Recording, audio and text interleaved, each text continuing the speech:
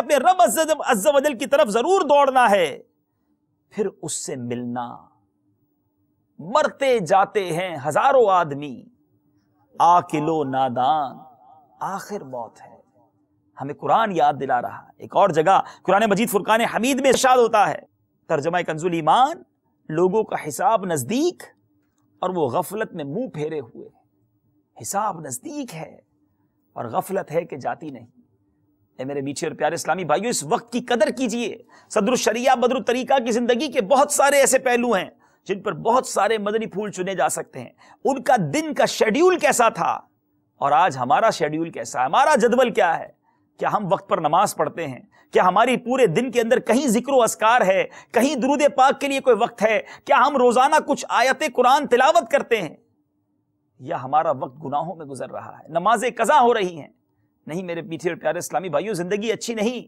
یاد رکھیے کہ اس وقت کی قیمت کو سمجھیے کہ نبی پاک علیہ الصلوۃ والسلام فرماتے ہیں اہل جنت کو کسی چیز کا افسوس نہیں ہوگا سوائے اس گھڑی کے جو دنیا میں اللہ عز و جل کے ذکر کے بغیر گزر گئی۔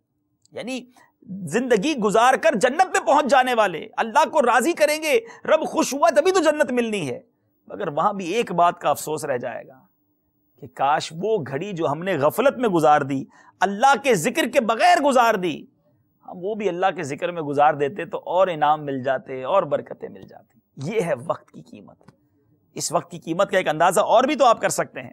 چلیں آپ جتنے وہاں ماشاءاللہ نظر آ رہے ہیں گوسی میں اسلامی بھائی، مل کر جو میں کہتا ہوں کہتے جائیے، کہیے سبحان اللہ، الحمدللہ، لا الہ الا اللہ،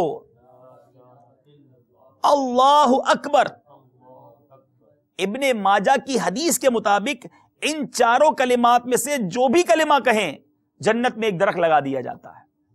اب آپ خود سوچ لیں کتنا اہم ہے وقت، کہ جنت میں درخت لگانے کے لیے کتنی ایفرٹ کی، کچھ بھی نہیں، تھوڑی دیر میں اللہ کا ذکر کرتے جائیں، جنت میں درخت لگاتے جائیں۔ مگر ہمارے پاس فضول باتوں کے لیے وقت ہے، گپ شپ کرنے کے لیے وقت ہے، معاذ اللہ کچہریاں لگا کے غیبتیں، بہتان، اس کی لگائی اس کی بجھائی، اس کی برائیاں کرنے کے لیے لوگوں کے پاس وقت ہے، اللہ کے ذکر کے لیے وقت نہیں۔ نبی پاک علیہ الصلوۃ والسلام پر کوئی ایک بار درود پاک پڑھ لے، 10 رحمتیں نازل ہوتی ہیں، 10 گناہ معاف، 10 نیکیاں نامہ اعمال میں لکھتی جائیں، ایک روایت کے مطابق 10 درجات بلند کر دیے جاتے ہیں، مگر اس کے لیے وقت نہیں نکلتا۔ یہ وقت ضائع کرتے چلے جا رہے ہیں۔ نہیں میرے میٹھے اسلامی بھائیوں، یہ بزرگان دین کے معمولات کو دیکھیں نا، ہمیں اندازہ ہوتا ہے کہ ان کو کتنی قدر ہے وقت کی۔ آج کے دور میں بھی امیر اہل سنت ہمارے درمیان ہیں، کئی لوگ جو قریب ہوتے ہیں وہ دیکھتے ہیں کہ امیر اہل سنت ایک ایک لمحے کو کوشش کرتے ہیں کہ وہ عبادت میں گزر جائے، کسی طرح اس میں کوئی نیکی حاصل کر لی جائے۔ مدنی مذاکرے میں ایک بات ہو سکتا ہے آپ نے نوٹ کی ہو کہ امیر اہل سنت جب دیکھتے ہیں کہ مدنی مذاکرے میں ان کی گفتگو کی حاجت نہیں ہے، کوئی ایسی بات ہو رہی ہے جہاں ان کی پریزنس، ان کی اٹینشن کی بھی ضرورت نہیں ہے، تو آپ اس وقت اپنے پاس سے کچھ کاغذ نکال کر اس پر تعویذات یا کچھ نہ کچھ ایسی چیزیں لکھنا شروع کر دیتے ہیں جس سے کچھ فائدہ حاصل کر لیا جائے۔ اب آپ غور کریں کہ اس وقت کا بھی استعمال ہے، اس وقفے کا بھی استعمال ہے۔ جو باپا کے ساتھ ٹریول کرتے ہیں وہ جانتے ہیں کہ گاڑی میں بیٹھیں، جہاز میں بیٹھیں، اس وقت بھی امیر اہل سنت کے پاس یا تو وظائف ہوں گے یا کچھ نہ کچھ مدنی کام ہوگا۔ لیکن ہمارے پاس تو ایسا لگتا ہے کہ فضول کاموں کے لیے بہت ساری پینڈنگز موجود ہیں، ہم جب بھی موقع ملتا ہے فضول کام کرنا شروع کر دیتے ہیں۔ اے کاش ہمارا بھی ایسا ذہن بن جائے کہ یہ وقت میرا جا رہا ہے۔ اگر سمجھنا ہو نا وقت تو سمجھ لے کہ برف نہیں ہوتی، جس طرح ہم سب کو ایک گویا ایک برف کی لادی دے دی گئی ہے، بلاک جس کو کہہ لیں، آئس بلاک۔ کسی کے ہاتھ میں 30 سال کا ہے، کسی کے ہاتھ میں 40 سال کا ہے، کسی کے ہاتھ میں 50 سال کا، ہو سکتا ہے کوئی 100 سال کی برف، مثال دے رہا ہوں، زندگی کتنی بھی ہمیں نہیں پتا، لیکن یہ پگھل رہا ہے۔ یاد رکھیں جو برف بیچنے والا ہوتا ہے نا، اس کو بڑی جلدی ہوتی ہے کہ جلدی بیچ دوں ورنہ پگھل جائے گا۔ ہمیں بھی یہ خیال رکھنا چاہیے کہ یہ برف پگھل رہی ہے، ڈے بائی ڈے، دن بدن ہماری زندگی مختصر ہو رہی ہے، ہم نہیں جانتے اب کم دنیا سے چلے جائیں گے، تو کیوں نہ ہم جانے سے پہلے کچھ ایسا کر جائیں کہ ہمارے رب کی رضا ہمیں حاصل ہو جائے، ہماری مغفرت ہو جائے، ہمارے نامہ اعمال میں کچھ ڈھیروں نیکیاں ہمیں مل جائیں۔ نبی پاک علیہ الصلوۃ والسلام کی حدیث پاک سنیے اور مزید سمجھیے۔ میرے آقا علیہ الصلوۃ والسلام فرماتے ہیں اغتنم خمسا قبل خمس، 5 چیزوں کو 5 چیزوں سے پہلے غنیمت جانو، شبابک قبل حرمک، جوانی کو بڑھاپے سے پہلے، وصحتک قبل سقمک، صحت کو بیماری سے پہلے، وغناک قبل فقرک، مالداری کو تنگ دستی سے پہلے، وفراغک قبل شغلک، فرصت کو مشغولیت سے پہلے، وحیاتک قبل موتک، زندگی کو موت سے پہلے۔ اب ان پانچوں باتوں پر بہت کچھ کہا جا سکتا ہے، عقل مندوں کے لیے اشارہ کافی ہے کہ وہ لوگ جن کو اللہ نے جوانی دی ہے بڑھاپے سے پہلے غنیمت جانے۔ یہ جوانی گناہ کرنے کے لیے نہیں، بلکہ اس جوانی میں خوب عبادتیں کر لیں تاکہ اللہ کو راضی کرنے والے کام ہو جائے۔ بڑھاپے میں جا کر عبادتیں نہیں ہو پاتی۔ اب مفتی اعظم ہند فرماتے ہیں نا، ریاضت کے یہی دن ہیں بڑھاپے، کیا بات ہے، کہاں ہمت، ریاضت کے یہی دن ہیں بڑھاپے میں، کہاں ہمت، جو کچھ کرنا ہے اب کر لو ابھی دوری، جوان تم ہو۔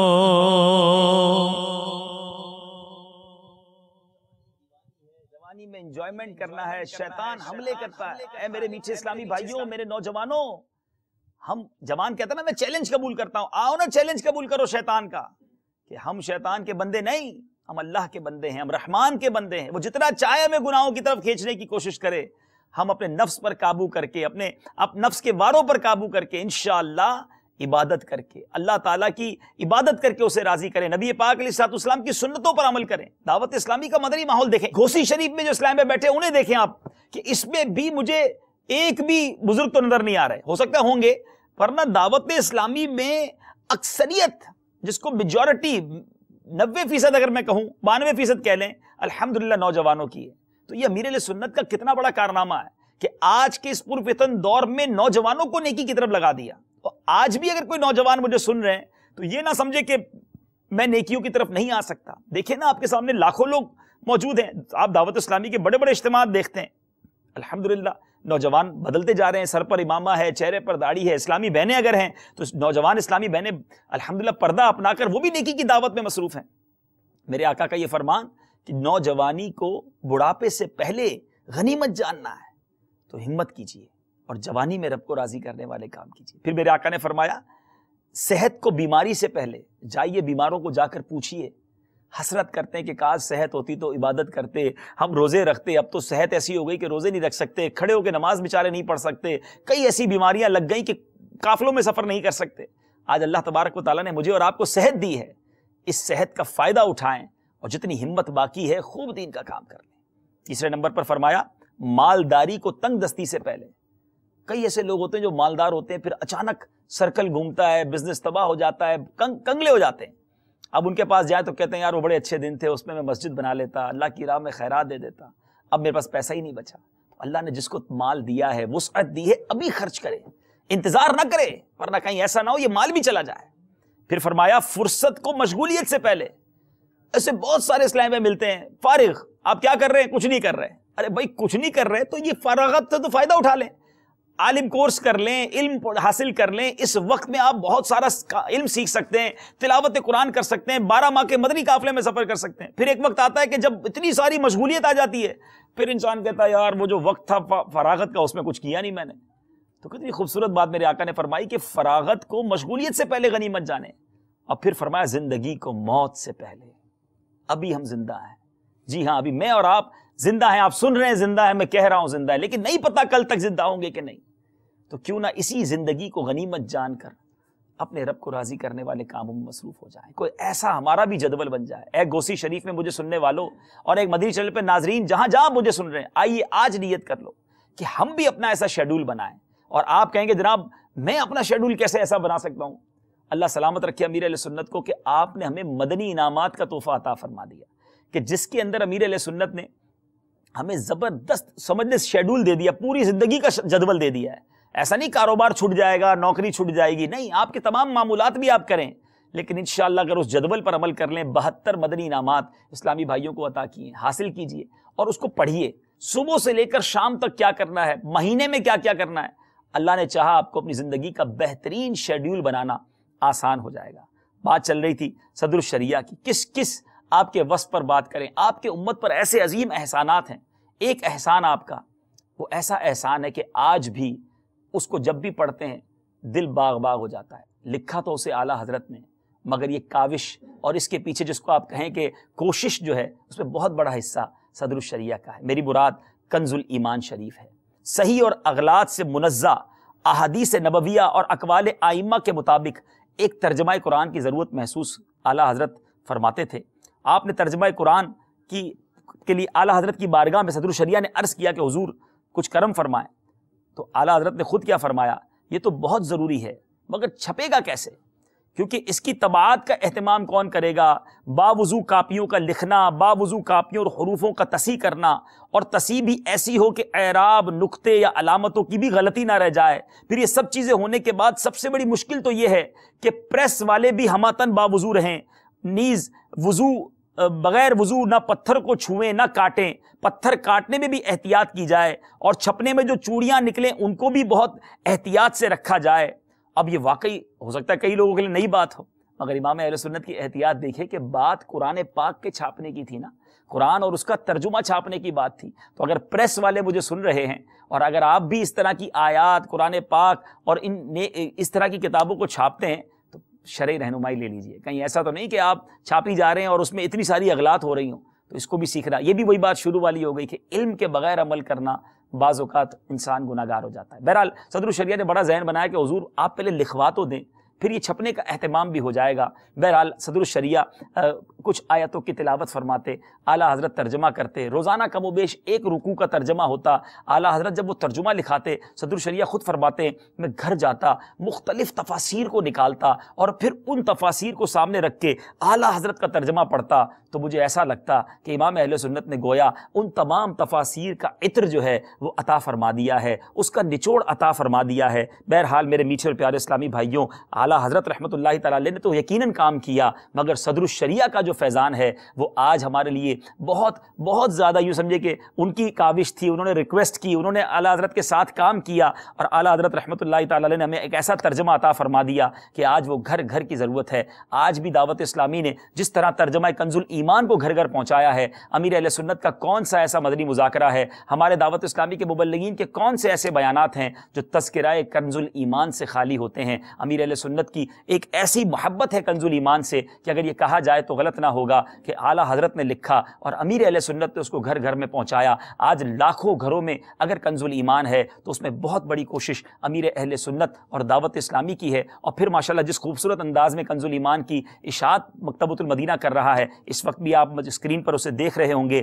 اب ایک تو یہ احسان اعلیٰ حضرت رحمۃ اللہ تعالیٰ علیہ نے، ایک اور آپ کو صدر الشریعہ کا وصف بتاؤں، اپنی زندگی میں اعلیٰ حضرت نے اپنے شہزادگان کو بھی اپنا بیعت کے لیے وکیل نہیں بنایا۔ دنیا میں اگر اعلیٰ حضرت کا کوئی وکیل رضا ہے جس کو بیعت کا وکیل بنایا اعلیٰ حضرت نے، تو وہ فقط صدر الشریعہ بدر الطریقہ کی ذات ہے۔ اتنا اعتماد، اور پھر صدر الشریعہ کا لقب یہ بھی اعلیٰ حضرت نے خود ہی عطا فرمایا، اور اسی طرح اعلیٰ حضرت نے قاضی شرع بھی آپ کو بنایا۔ ایک بار خود پھر فرماتے ہیں کہ صبح 9 بجے اعلیٰ حضرت رحمۃ اللہ تعالی علیہ مکان سے باہر تشریف لائے، تخت پر قالین بچھانے کا حکم فرمایا۔ سب حاضرین حیرت زدہ کہ اعلیٰ حضرت یہ اہتمام کیوں کر رہے ہیں۔ پھر اعلیٰ حضرت ایک کرسی پر تشریف فرما ہوئے اور فرمایا آج سے میں بریلی میں دارالقضاء بریلی کی قیام کی بنیاد رکھتا ہوں، اور صدر الشریعہ کو اپنی داہنی طرف بلا کر ان کا داہنا ہاتھ اپنے دستے مبارک میں لے کر قاضی کے منصب پر بٹھایا اور فرمایا میں آپ کو ہندوستان کے لیے قاضی شرع مقرر فرماتا ہوں۔ اس قدر اعتماد اور یہ مرتبہ صدر الشریعہ بدر الطریقہ کا۔ اسی طرح اعلیٰ حضرت کا ایک اور اعتماد، اپنے جنازے کے لیے امام اہل سنت نے وصیت فرمائی کہ اگر نماز جنازہ کی جتنی دعائیں منقول ہیں اگر حامد رضا کو یاد ہوں، اپنے صاحبزادے کے لیے فرمایا، تو وہ میری نماز جنازہ پڑھائیں، ورنہ مولوی امجد علی صاحب پڑھائیں۔ حجت الاسلام مولانا حامد رضا خان کیونکہ آپ کے ولی تھے اس لیے ان کو مقدم فرمایا، مگر مشروط کہ اگر یہ ساری دعائیں یاد ہوں۔ مگر مولانا امجد علی اعظمی صاحب کو صدر الشریعہ کو بلا مشروط فرمایا کہ پھر اگر وہ نہ پڑھائیں تو صدر الشریعہ میری نماز جنازہ پڑھائیں۔ اتنا اعتماد اس عظیم ہستی پر تھا، اور کیوں نہ ہو اعلیٰ حضرت رحمۃ اللہ تعالی علیہ سے آپ کو بھی محبت ایسی تھی۔ کہتے ہیں نا پیر کامل کا مرید کامل بھی ایسا تھا کہ ایک بار کسی نے تاجدار اہل سنت مفتی اعظم ہند مصطفیٰ رضا خان صاحب نوری رحمۃ اللہ تعالی علیہ سے صدر الشریعہ کے بارے میں پوچھ لیا کہ آپ بتائیں، تو وہ تذکرہ فرماتے ہوئے مفتی اعظم ہند کی آنکھوں سے آنسو روانہ ہو گئے، اور آپ نے فرمایا کہ صدر الشریعہ نے اپنا کوئی گھر نہیں بنایا، اب بریلی ہی کو اپنا گھر سمجھا۔ ان کے بڑے شاگرد تھے، وہ بڑے مشہور عالم دین تھے، چاہتے تو اپنا دارالعلوم بنا لیتے، مگر ان کے خلوص نے ایسا کرنے نہ دیا، وہ بریلی کے ہو کر رہ گئے، اپنا سب کچھ بریلی کو بنایا۔ اور اعلیٰ حضرت صدر الشریعہ کے بارے میں جب لوگ ان سے پوچھتے نا، دیکھیں یہ ہوتا ہے پیر کا فیضان، اور پھر اقرار کرنا، پیر سے سچی محبت کرنا۔ آج مرید کو کچھ نام مل جائے تو وہ سمجھتا ہے کہ میں بہت کچھ ہو گیا ہوں۔ ہر زمانے میں ہر وقت اسے یہ احساس ہونا چاہیے کہ میں جو کچھ ہوں میرے پیر کی کرم نوازی ہے۔ صدر الشریعہ سے جب پوچھا جاتا کہ آپ اتنا زبردست بیان کرتے ہیں، تدریس میں آپ کا نام ہے، علم کے آپ دریا ہیں، تو آپ کچھ اس طرح کا جواب ارشاد فرمایا کرتے، یہ مجھ پر اعلیٰ حضرت کا فضل و کرم ہے، گویا یہ میرے پیر کا کرم ہے، یہ آپ کا انداز ہوا کرتا۔ اور آپ کے اوصاف کی اگر بات کی جائے، آپ کے عادات، آپ کی عادتوں کی بات کی جائے، کس عادت کی بات کروں، وقت چونکہ مختصر ہے اور شخصیت اتنی عظیم ہے کہ جن کے لیے شاید کئی دن درکار ہیں، ان کے اوصاف بیان کرنے کے لیے۔ صبر و تحمل کیسا تھا، اللہ کی رضا پر راضی رہنے کا جذبہ کیسا تھا۔ ایک بار آپ کے بڑے صاحبزادے مولانا حکیم شمس الہدا صاحب کا انتقال ہو گیا، تو صدر الشریعہ نماز تراویح ادا کر رہے تھے، اطلاع دی گئی تو تشریف لائے، انا للہ و انا الیہ راجعون پڑھا اور فرمایا ابھی 8 رکعت تراویح باقی ہے، پھر نماز میں مصروف ہو گئے۔ ذرا سوچیں، بچے کے انتقال کے بعد بھی نماز کمپلیٹ کی جا رہی ہے، اور واویلا نہیں ہے۔ آج چھوٹی چھوٹی تکلیف پر ہماری زبان پر شکوے شکایات ہیں، یہ اللہ والے ہوتے جو رب کی رضا پر راضی رہتے۔ اے کاش ان کے صدقے مجھے اور آپ ہم سب کو صبر کی توفیق مل جائے، اللہ کی رضا پر راضی رہنا نصیب ہو جائے۔ اے میرے میٹھے اور پیارے اسلامی بھائیوں، آپ کا نماز باجماعت کا معمول کیسا تھا؟ کہ آپ کے بارے میں آتا ہے کہ آپ نماز باجماعت کے سختی سے پابند تھے، بلکہ اگر کبھی مؤذن نہ آتے تو خود مسجد میں جا کر اذان دیتے۔ ایک بار آپ کے گھر سے دور مسجد تھی، بینائی کمزور تھی، جماعت کی پابندی کا عالم یہ تھا، پھر بھی مسجد میں جاتے۔ ایک بار راستے میں کنواں تھا اور قریب تھا کہ آپ کنویں میں گر جاتے، کسی خاتون نے دور سے آپ کو دیکھا تو آواز لگائی کہ ارے مولوی صاحب کنواں ہے، رک جاؤ ورنہ گر پڑو گے۔ یہ سن کر آپ کے قدم رک گئے اور آپ اس کنویں میں گرنے سے بچ گئے، مگر پھر بھی آپ نے جماعت کی پابندی نہ چھوڑی۔ یہ درس ہے ان لوگوں کے لیے جو آج نمازیں بھی نہیں پڑھتے، نماز پڑھتے تو جماعت سے نہیں پڑھتے۔ اللہ تعالیٰ مجھے اور آپ کو بھی با جماعت نماز پڑھنے کا جذبہ عطا فرمائے۔ اسی طرح روزے کا عالم یہ تھا کہ آپ کئی بار بڑی شدید بیماری میں ہوتے، بخار میں ہوتے، مگر قربان جائیے کبھی بھی اس حال میں روزہ نہ چھوڑا۔ ایک بار تو ایسا ہوا کہ آپ کے اوپر اتنا شدید بخار آیا کہ آپ بے ہوش ہو گئے، اور اسی بے ہوشی کے عالم میں آپ کی نماز جو ہے اس کا وقت چلا گیا۔ جب آپ کی آنکھ کھلی تو جو بزرگ ساتھ تھے ان کے پاس جب پتہ چلا کہ انہوں نے بتایا کہ وقت کیا ہوا ہے تو بتایا نماز ظہر کا وقت چلا گیا ہے، تو آپ رونے لگے۔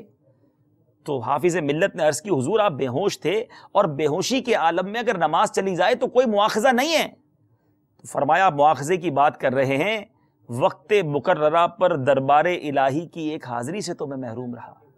چلے ٹھیک ہے اس پہ پکڑ نہیں ہے، مگر حاضری تو رہ گئی نا۔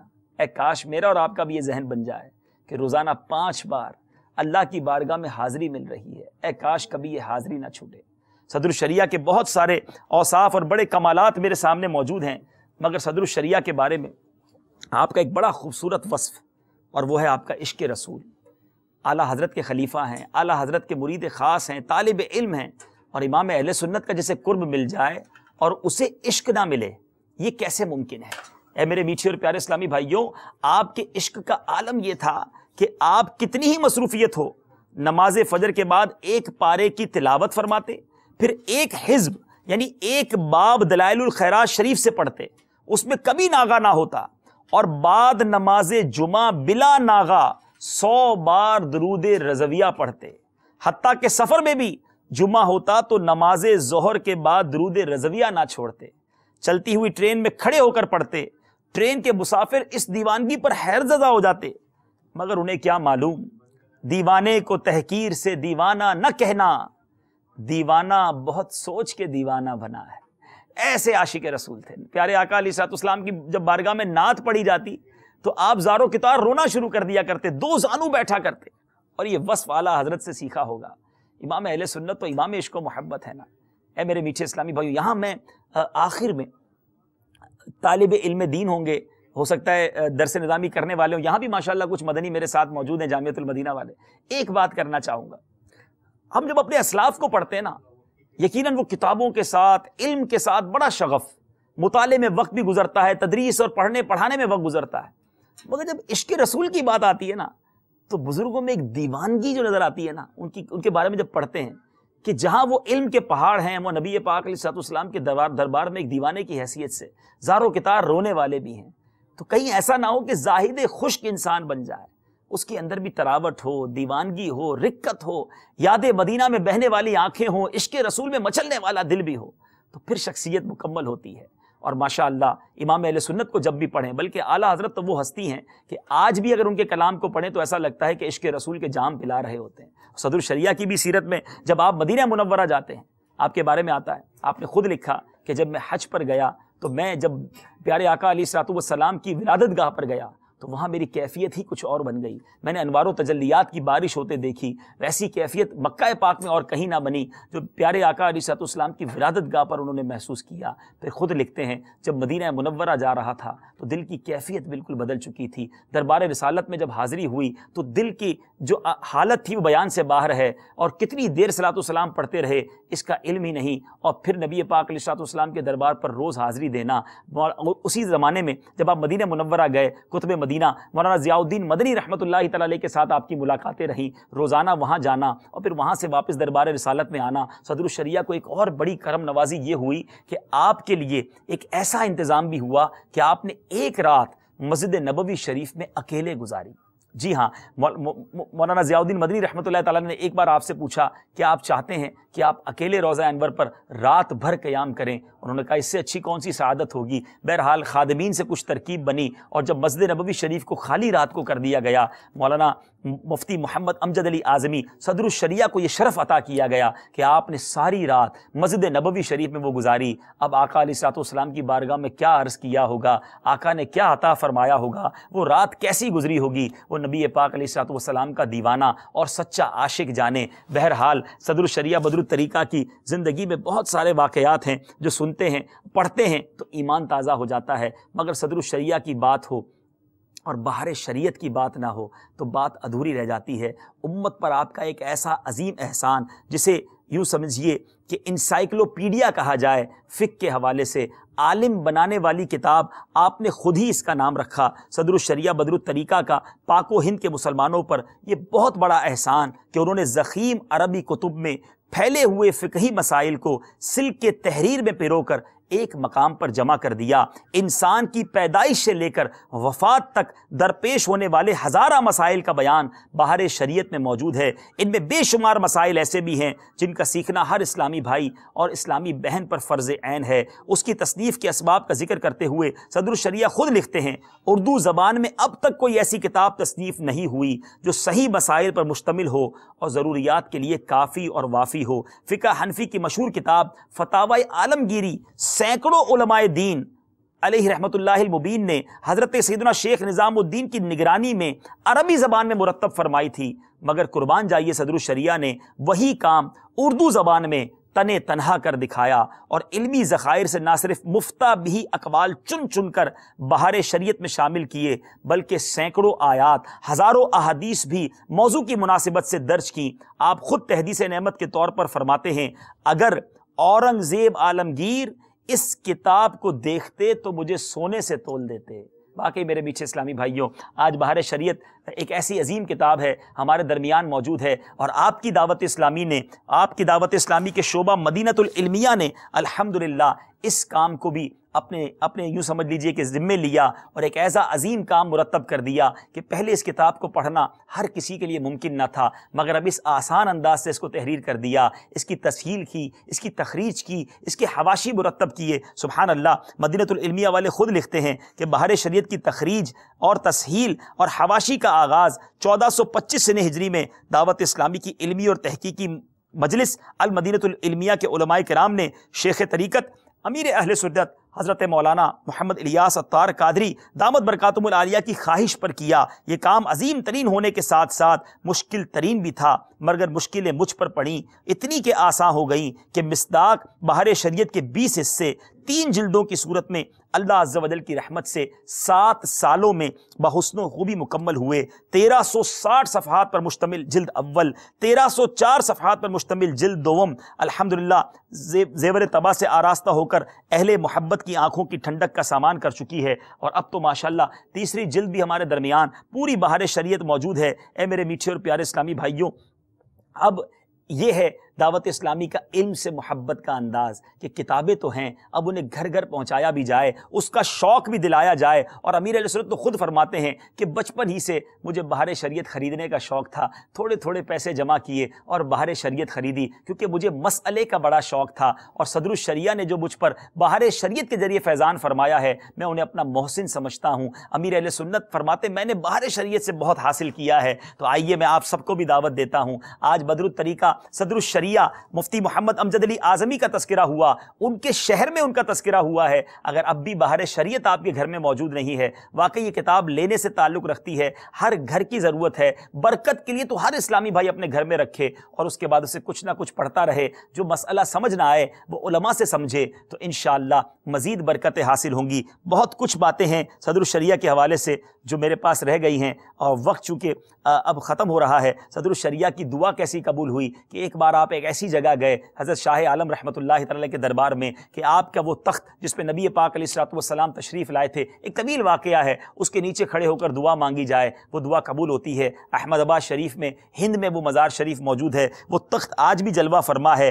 آپ نے اس تخت کے نیچے کھڑے ہو کر دعا کی تھی، یا اللہ مجھے ہر سال حج نصیب ہو۔ اس وقت جو ساتھی تھے ساتھ وہ نہ سمجھے کہ یہ کیسی دعا ہے، وہ تو یہ سمجھے تھے کہ جب تک زندگی ہو حج نصیب ہو۔ مگر صدر الشریعہ کی یہ دعا کیسے قبول ہوئی کہ آپ سفینہ مدینہ میں سوار ہونے کے لیے اپنے وطن مدینۃ العلماء گوسی شریف سے بمبئی تشریف لائے، اور یہاں آپ کو نمونیہ ہو گیا۔ سفینے میں سوار ہونے سے قبل سن 1367 ہجری میں ذی قعدۃ الحرام کی دوسری شب 12:26 پر بمطابق 6 ستمبر 1948 کو آپ دنیا سے پردہ فرما گئے۔ سبحان اللہ، آپ کی دعا ایسی قبول ہوئی کہ انشاءاللہ قیامت تک حج کا ثواب حاصل کرتے رہیں گے۔ اپنی ہی کتاب میں یہ حدیث پاک آپ نے نقل کی ہے، جو حج کے لیے نکلا اور فوت ہو گیا قیامت تک اس کے لیے حج کرنے والے کا ثواب لکھا جائے گا، اور جو عمرے کے لیے نکلا اور فوت ہو گیا اس کے لیے قیامت تک عمرہ کرنے والے کا ثواب لکھا جائے گا، اور جو جہاد میں گیا اور فوت ہو گیا اس کے لیے قیامت تک غازی کا ثواب لکھا جائے گا۔ سبحان اللہ، آپ کا مزار مبارک مدینۃ العلماء گھوسی میں موجود ہے، مرجع خلائق ہے، اور آپ رحمۃ اللہ تعالی علیہ کے بارے میں آتا ہے کہ جب آپ کو دفن کیا گیا کافی دنوں تک بارش ہوتی رہی، آپ کی قبر کو چٹائیوں سے ڈھک دیا گیا، مگر کچھ عرصے کے بعد جب وہ چٹائیاں ہٹائی گئیں تو آپ کی قبر سے معطر خوشبو آنے لگی، کئی روز تک وہ خوشبو مہکتی رہی۔ سبحان اللہ، اے میرے میٹھے اور پیارے اسلامی بھائیوں، مختصراً کوشش کی صدر الشریعہ کا تذکرہ کیا جائے، ان کی برکتیں حاصل کی جائیں۔ آپ کی ذات وہ ہے جن کی تذکرے میں ہی ہمیں بہت سارے اسباق ملتے ہیں، عشق رسول کا سبق ملتا ہے، علم دین سیکھنے سکھانے کا سبق ملتا ہے، ہمیں اسی طرح اپنے وقت کے صحیح استعمال کا سبق ملتا ہے، اپنے پیر سے محبت کا سبق ملتا ہے۔ کیا عرض کیا جائے۔ بہرحال یہ تمام میسیجز اللہ کرے ہم اپنے دل میں اتاریں، اپنے دل کے مدنی گلدستے میں سجائیں۔ ہر ہفتے کی رات امیر اہل سنت مدنی مذاکرہ فرماتے ہیں، اس میں بھی تمام اسلامی بھائی ضرور شرکت فرمائیں۔ اور علم دین حاصل کرنے کا ایک اور بہترین طریقہ یہ ہے کہ ہم اس میں جو ہے وہ مدنی قافلوں میں سفر کریں، تو زہ نصیب کم از کم گوسی والے تو جتنے موجود ہیں نیت فرما لیں کہ صدر الشریعہ کے ایصال ثواب کے لیے کم از کم اسی مہینے میں، چلیں آج ہی تذکرہ ہوا ہے، اس مہینے میں نیت فرمائیں کہ انشاءاللہ ہم سب مدنی قافلے میں سفر کریں گے انشاءاللہ۔ گوسی شریف والے نیت کرتے ہیں؟